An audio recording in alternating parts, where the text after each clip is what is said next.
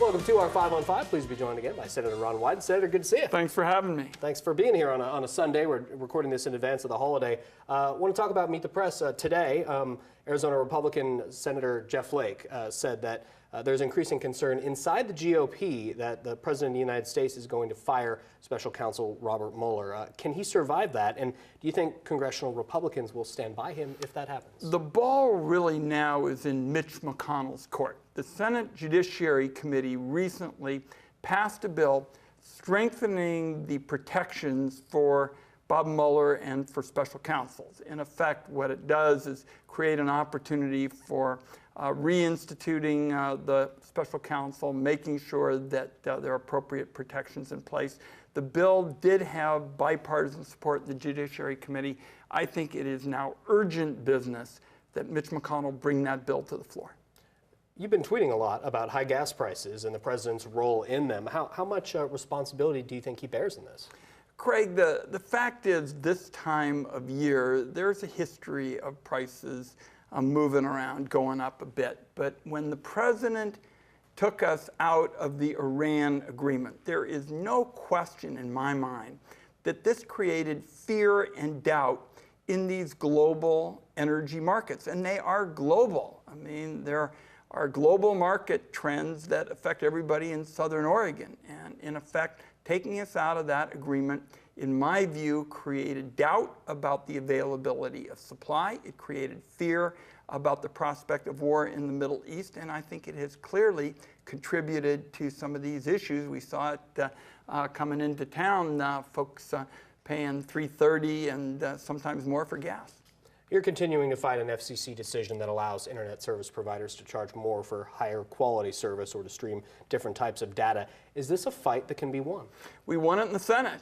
We were getting Republican votes in the Senate. Look, this is a simple issue. What net neutrality means is after you pay your internet access fee, you get to go where you want, when you want, and how you want. Now, the head of the Federal Communications Commission wants something different. He wants to do something for what I call the deep pockets of the information aristocracy. And what he'd do for students and small businesses and seniors in Southern Oregon, they'd basically be put on the road to digital serfdom. So I introduced the first net neutrality bill in the Senate, and I'm going to be pulling out all the stops to help get the votes in the House. Do you think the president would sign it if it passed the House? If we generate the kind of grassroots support I think that's out there, yes. I mean, political change doesn't start in Washington, D.C. or government building and then trickle down.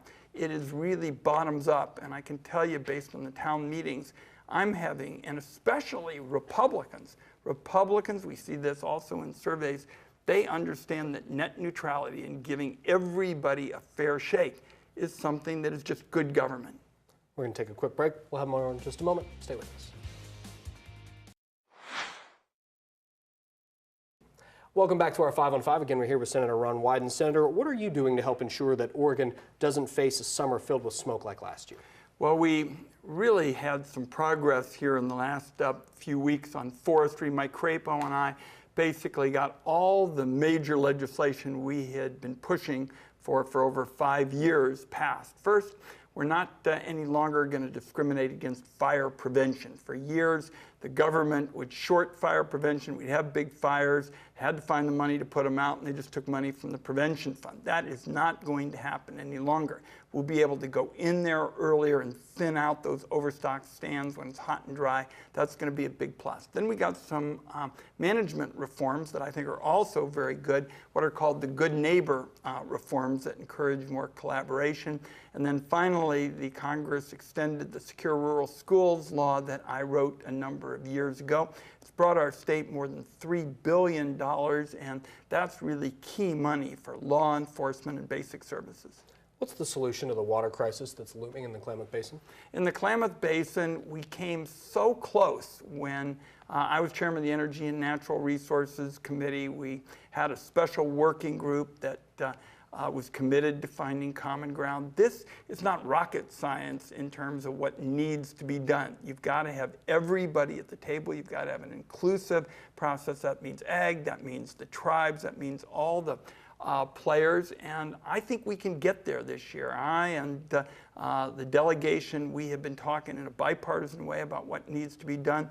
The Trump people have somebody who has, I think, been constructive in the discussions. That's how we're finally going to get this addressed. Senator, good to see you. Thanks for having me. My pleasure. Stay with us. We'll be right back.